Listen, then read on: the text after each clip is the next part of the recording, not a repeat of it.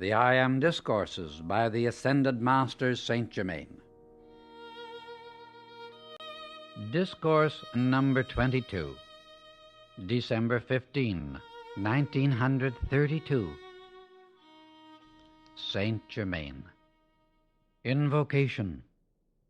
Thou infinite abiding presence, thy all-pervading light, thy opulence of substance, is omnipresent and all-pervading. We open the activity of the outer consciousness into the conscious direction and molding into form of every good thing we desire. We give praise and thanks for thy intelligent action in these minds, with thy love, thy wisdom, and thy power to guide them, to raise them into all perfection. I bring you greetings from those ascended ones who ever minister to the messengers of light, wrapping their mantles of light, illumination, and protection about them. The Discourse. I had not intended to explain quite yet the undesirability of any thought or condition of the psychic plane, but the demand compels it to come forth. In the first place, the student must understand that what is called the psychic plane has nothing whatsoever to do with spirituality. It is a faculty of the human consciousness, which can be brought into play by human beings who will give sufficient attention to it. But the individual who wishes to reach into the psychic plane alone, either consciously or unconsciously, had better never been born into that embodiment. The fascination of the phenomena of the psychic plane, I assure you, is most alluring. For those whose attention becomes firmly anchored in the psychic plane do not loosen themselves from it in that embodiment, and it may take several embodiments to free them. In all strata of consciousness, there is a fragment of truth unrecognized. Otherwise, it would not be possible for it to be sustained, because you must understand that in all things and in all activities, there is some, more or less, of the God energy acting, misused, truly, but nevertheless active. The sincere student will give no attention to the phenomena of psychic seeing or hearing, but understands that he must push directly through by the power of the inner will through his outer determination, and enter within the electronic belt, where only the truth is expressed. Beloved students, while it is necessary to explain this, I want you to make up your minds not to have any fear. Within the psychic stratum of thought and feeling is the principal activity of what we know as the sinister force in this world. Sometimes souls with splendid inner attainment, not understanding the true reality of this of which I speak, have allowed their attention to become drawn to this stratum, because of the premature awakening of this physical faculty, by a semblance of truth being presented to them, and some phenomena, enough to hold their attention. After the attention becomes fixed, everyone, without exception, will find that semblance of truth disappearing. One of these attributes, which is perhaps most fascinating, is the false prophecies which are made, causing the individual to make wild prophecies, and once in a while one being fulfilled in order to bind the attention more strongly. With this, there is also a certain substance which is drawn into the brain. I may not yet explain further to you.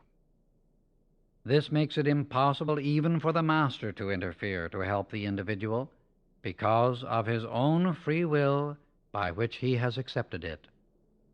There are a few cases, however, in which the individual realized the mistake before he had gone too far, and by intense calling to be liberated, one of the brothers was sent to release the individual completely. There is occasionally a rare nature who, because of its great purity, passes through this psychic stratum without ever knowing it or contacting it. This kind of individual is very fortunate indeed. The forces within this stratum work most directly upon the feeling nature, and this means upon the passion of the individual, because it is most easily reached. Men and women who have lost the controlling power over their passion, which may be either sex or anger, have knowingly or unknowingly become entangled in the psychic stratum of thought and feeling, thereby opening the doors of their beautiful and wonderful temples of God. Through the open door, the forces within the psychic stratum fasten upon them, intensifying their own passion into an uncontrolled condition, which otherwise might be controlled. Far better had such individuals walked into a den of rattlesnakes, for then they would have but thrown off the physical bodies and been free. But once enmeshed in this psychic sphere, they are often bound for many embodiments. Why is this? Because they make records within their mental worlds from which they do not know how to extricate themselves. Consequently, these souls are reborn again with those same tendencies, until after the second or third embodiment, they become the depraved creatures you see about you wherever you go. Sometimes the influence is cunning enough to hide this from the outer world for a long time, thus carrying on its nefarious work as it thinks in secret. Here comes the most heart-rending part of this explanation. I mean to say, it seems so from the outer sense. On the higher planes of activity, there are great and beautiful souls who volunteer to go into this stratum to help, through their radiation, to break its hold upon humanity. These volunteers are both masculine and feminine. More often, however, they are feminine. And this explains why beautiful souls in a feminine embodiment become united in outer marriage with the masculine soul who has become enmeshed in this psychic condition. Often the individuals thus enmeshed become most cunningly sensitive, and with remarkable accuracy sense conditions, thus many times causing others with whom they come into contact to temporarily think it is real. If individuals coming to the point of being united in marriage, man-made, would call out to the God within, the mighty I Am Presence, that if this marriage is taking place through the desire of passion, then let it never be done. Great grief and torture would thus be avoided. Now we come to the real part.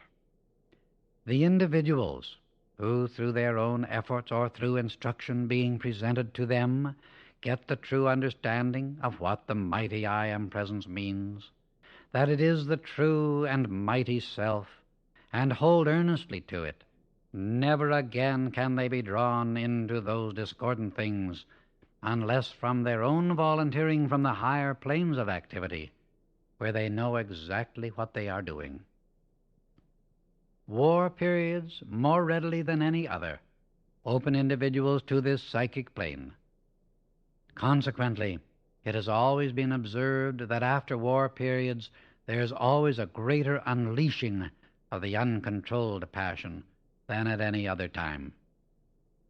Knowing this should in no wise cause anyone to fear this psychic stratum. If students find themselves conscious of passing through it, they should instantly take the consciousness, I am the controlling master presence, always victorious. And they will instantly find strength to face whatever appears and go fearlessly and serenely through. Jesus suggested that this explanation be given while the students were under the triple radiation. This triple radiation means that in his radiation he always carries with it the triple activity of the Father, Son, and Holy Spirit, or the I Am Presence. All who apply the I Am Presence are receiving the triple activity as long as they maintain it, and the triple activity is always self-sustained. Astrology. One of the saddest things I have to say to you is that many of those attempting to cast horoscopes are unknowingly drawing themselves into the psychic net and are becoming sensitized and voicing the adverse conditions which exist only in this stratum. This is one of the most unfortunate activities, because the individual is so entirely unaware that he has opened his door until he has become so enmeshed that no amount of argument or reasoning will change his belief in astrology. In the past 20 years, the avenue of astrology has been used for this purpose more than any other. Many times through this, the thought or radiation from this stratum says that certain conditions will manifest for the individual which he cannot avoid. If it is not said in so many words, it is felt through the radiation. This is one of the principal reasons why the last cataclysm of Atlantis occurred, and why the people of Atlantis, in the great majority, refused to listen to the wisdom of the masters who prophesied from reality the destruction of Atlantis. I understand, beloved students, that some of you who have been so interested in your horoscopes may think I am severe. However, such is not the case, but my love for you is great enough that I may speak to you the unadulterated truth. If you cannot believe the truth which I speak to you, then you must go on your way, for you are individuals of free will, which I have no desire to interfere with, except that I am privileged to point the way. Individuals who will cling tenaciously to the I Am Presence need never, any time, anywhere, ever fear any of these things, because it will correct them and hold them steady on the true pathway of light, up whose golden stairway they may climb with definite precision into their full dominion and perfection. I assure you, beloved ones, that my heart goes out with all its strength to the individuals whose attention is held by astrology, for they are so unaware of the pathway strewn with thorns which they have entered upon that will pierce their feet, causing them to cry out in agony, and only when that agony becomes great enough will they call out with all their beings and say, "O God, show me the true way." Beloved students, you who so earnestly seek the light, know there is but the one presence that is your invincible protection, and that is the great I Am Presence, God in you. Do not let your attention ever be held by these many outer manifestations, astrology, power of numbers, spiritualism, or any of the many things that would take your attention away from the mighty I Am Presence, which is your real self. If you turn to it at all times, it will lead you in the pathway of light, strewn with the rarest flowers, whose very fragrance will enfold you with that strength and peace that passeth understanding, with that stillness of the outer, which will enable you to enter into the great silence, wherein you will find the greatest invincible activity of God, the I Am Presence. Beloved ones, surely you must understand that you cannot serve two masters and gain any victory ahead. Having free will, you must choose. If you choose the outer, forgetting your invincible I Am Presence, then my love goes with you. enfolding you in its mighty mantle of protection, until such time as you choose to return to the one God.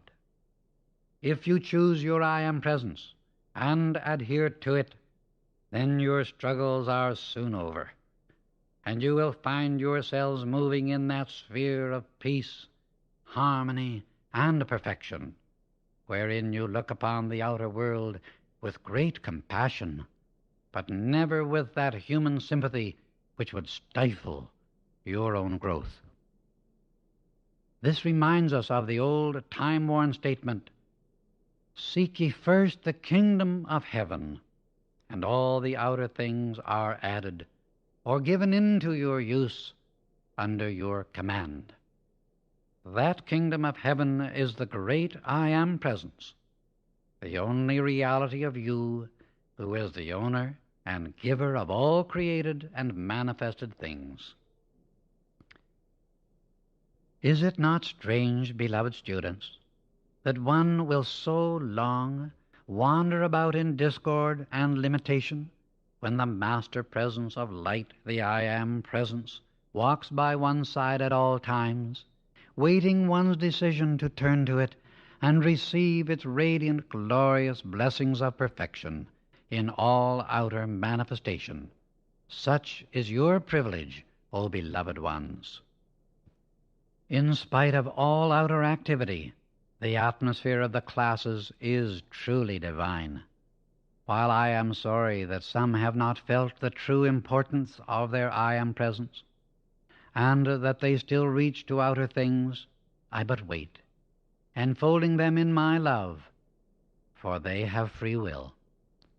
Perhaps I am a little old-fashioned, but when I see individuals that are so good and so fine, I would just like to pick them up and hold them in my embrace until they could realize the full importance of their own mighty I Am presence. But this I may not do, for I so well know that all who have any desire left to reach to the without must do so until that desire is no longer apparent. The students must understand that they cannot divide their attention between the I Am presence and outer things, for it is a house divided against itself and must sooner or later fall. All greatness is dependent on the I Am presence, and it is the governor of the form, or should be. In it is all strength, courage, and power. Those blessed children, if they could only realize fully what a privilege stands at their doors, and how in a comparatively short time they could gain freedom from all limitation. This dictation. The situation is this. When students ask if they might listen to these dictations themselves, they are entitled to the explanation of what is necessary for work of this kind, for it is most unusual, we know. The fact is that the one God is always perfect, always was, is now, and always will be, and the I Am is that presence. But if they have not been aware of this, the body and brain of the student must go through a period of adjustment. That adjustment of the outer self takes weeks, months, or years to accomplish, according to the requirement of the student. Never in the history of the preparation of students has the master ever allowed them to come within his own inner electronic circle. The students come or are taught the application, but they never come into the inner electronic circle of the master himself.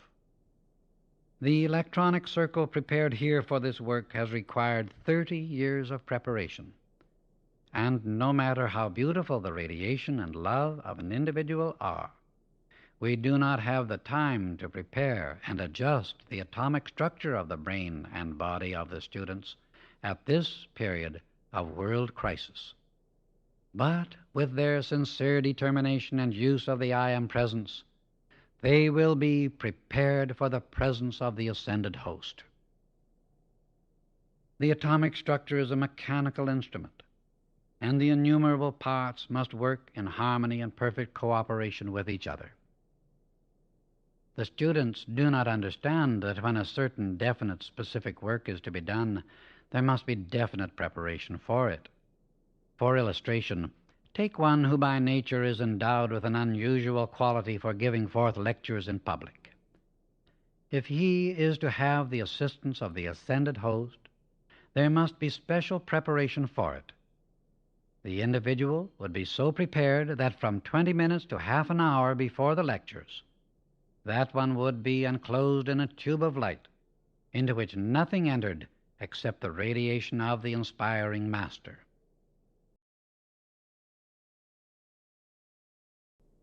Benediction. Out of the fullness of our hearts, O mighty presence, we give praise and thanks for thy love, wisdom, and power. We give praise and thanks for the mighty rays that have gone out to each student today. We give thanks for the intensity of this focus that quickens the assurance within the students of the truth of their mighty presence of the I Am, which is the true self. Strengthen them, each one, with that firm determination to hold to that one presence, which is all freedom, all perfection, eternal youth, and beauty. Notes. Question. Is the god Meru large of stature? Answer. The god Meru is about 7 feet and of the most wonderful proportion. The god Himalaya is about 7 feet 2 inches. The god Tabor is about 8 feet. He comes from a very, very ancient race of people.